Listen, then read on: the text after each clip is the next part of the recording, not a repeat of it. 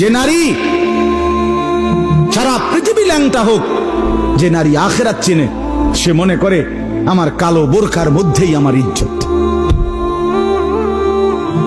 সারা পৃথিবী মদের আড্ডায়, গানের আড্ডায় পৃথিবীর সব যুবকও যদি নাচে, যে যুবক সেজদার মজা পায়, সে মনে করে আমার সেজদার মধ্যেই আমার 7 মহাদেশের সব সুখ।